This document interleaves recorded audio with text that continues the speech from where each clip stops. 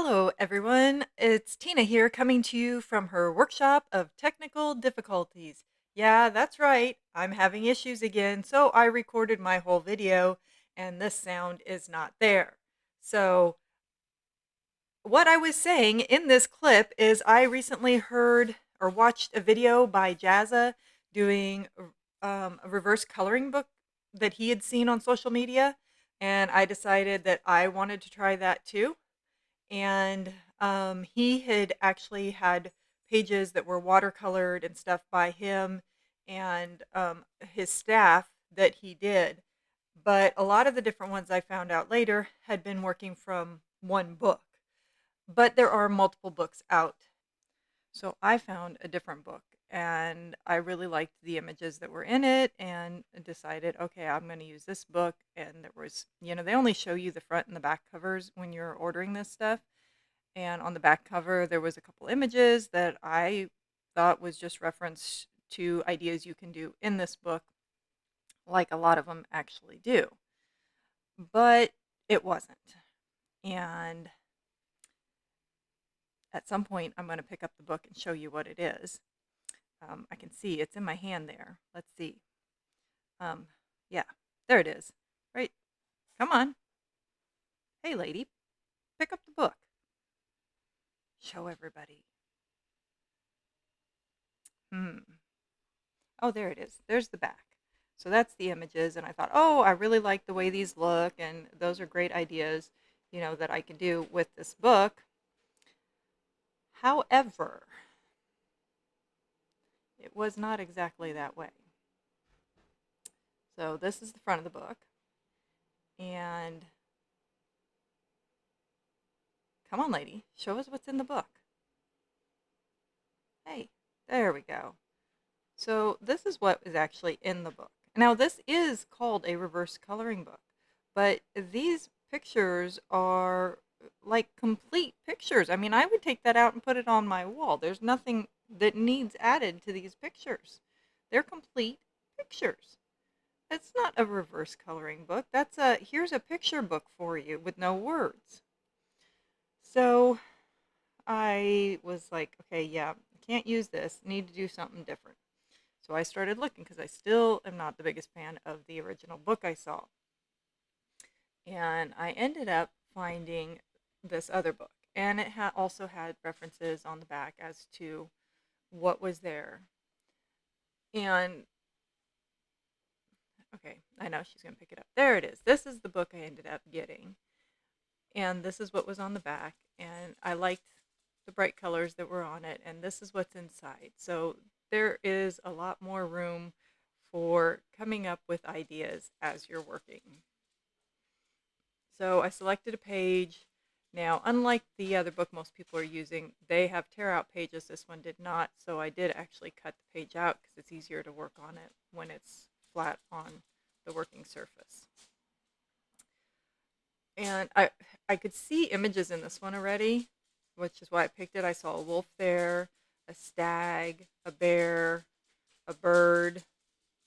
It's kind of like when you're a child and you're laying on your back with your friends, watching the clouds roll by, and you're guessing the things that are in the clouds. That's kind of what this piece was to me. So I just started somewhere and I saw this stag and I started working on the stag. So I am generally a realistic drawer, and I like to draw things from a reference. I don't draw out of my head too often. So actually doing something like this it's a challenge for me, but in the same sense, it's probably a good practicing tool, I guess you could say, because I did not, even though knew I was drawing a stag there, I could have pulled up an image to look at, and I didn't. I wanted to go with the flow of what was coming out of this image for me. So then I get down in this bottom corner, I started working on a bear. The bear I could see very clearly in my head, but it was a very dark part of the page, so I used the white pen to outline it instead, and I really love how he came out. I think he looks really cool. So now I'm working on what I saw as a wolf with a bit of a funky upturned nose. So I changed it to fit the image in my head a little bit better and, put in the sharp teeth and everything. And um, as I was working on him, I'm like, "Mm, he just doesn't look quite like a wolf now. I don't know what he is. He's some kind of weird monster." So I kept working at him, and I was playing around with a couple different pens at this time too, trying to see which ones I liked working with the best, and ultimately ended up pulling out the trusty Sharpie. Um, so I end up, I use some white on it, obviously, in some of these darker areas, and the teeth. Nice white, sharp teeth. But I know at some point I'm going to pull out another pen, and I'm waiting for that moment. That's the bad thing. There we go. I had a blue pen ready at hand and just threw in a little bit extra color where I had shaped the mouth out a little bit more so it looked like it was supposed to be that way. Um, anyway, so the more I worked on him, the more he definitely didn't look like a wolf anymore. He almost started to have like a jaguar look to me, I think. Then I added the little bird up there, which was uh, reason it wasn't on camera was my dog had started barking right then, and the house became full of people, and I didn't want that on to my recording. And then, yeah, none of the sound was there anyway. So I added the little bird that I saw coming out, and then I start playing around trying to see what else I could find. And in this little tiny spot, I found a spot that looked like the track, the hoof print that the stag might have made. And I mean, it was itty bitty, but it was very clear to me that that's what it looked like. So this area back here looked a little bit like flames. And even though I love to draw flames and I think they're an easier thing to draw, they never come out right when I do them. So yeah, they didn't end up looking that great, but I tried. That's what I was seeing. That's what I was drawing. So I drew flames above what I am now deeming a jaguar, not a wolf.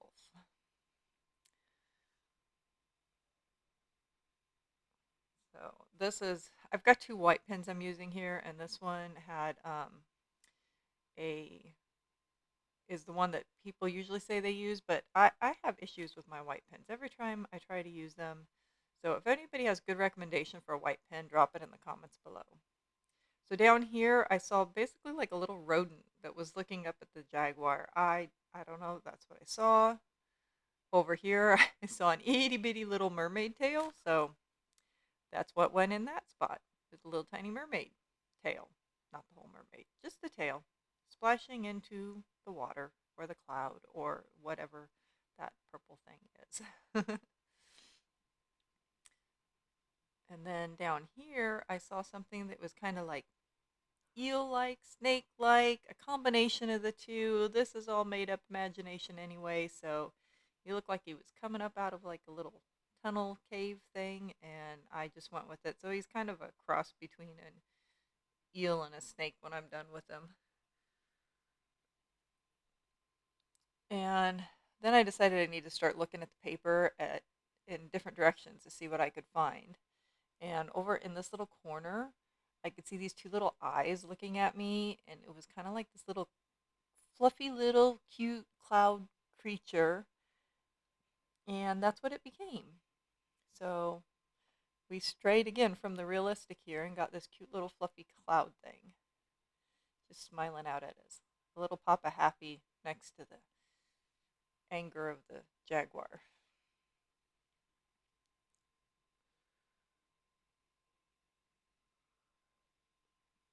So then I start turning it again, see what else I can see, and I keep looking at this one little yellow spot that's in the center. And I know I'm seeing something there, and I'm trying to decide what exactly I'm seeing, and I decide it's an eye. So I go with the eye, and then figure I'll see what comes after that. So after I lay the eye down in there and I step back and look at it again, I start to see like a dragon shape. And we got little wisps of this like dragony type hair up at the top. And I can see this long nose coming down and the body coming back to the top of the paper.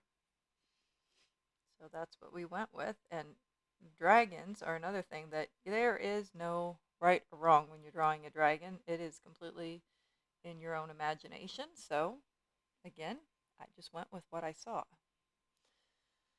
Put a little nostril in there and got a little bit of a mouth going through there that was just dark.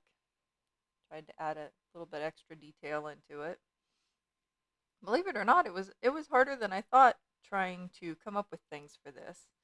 You know, I guess it doesn't help when you're on camera too and you have the pressure of, oh my gosh, I've got to actually find something here to make it interesting.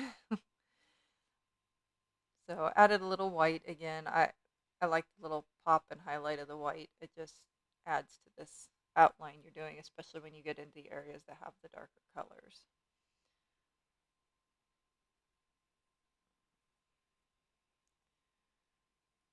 So now I'm just kind of adding a little bit of extra highlight and pop around the base of the different creatures and stuff. And I'm looking down here at this little rodent and I'm like, he needs something else. It's just this big open empty white spot.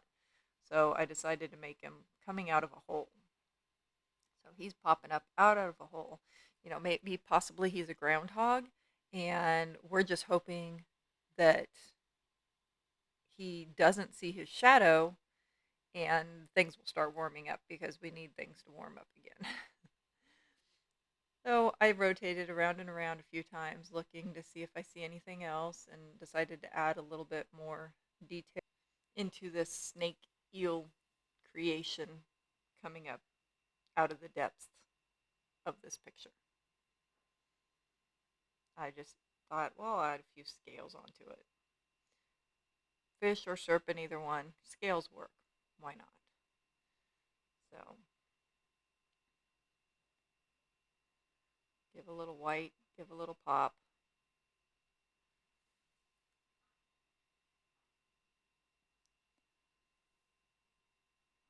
And I don't know if I can see anything else into here other than adding a few details around the base of the different ones. But for the most part, I think I've found just about everything there is to find in this picture. And though it wasn't what I was first completely seeing, I think I'm actually pretty pleased with how it came out. Oh, and make sure to like this video and to subscribe if you'd like to see more.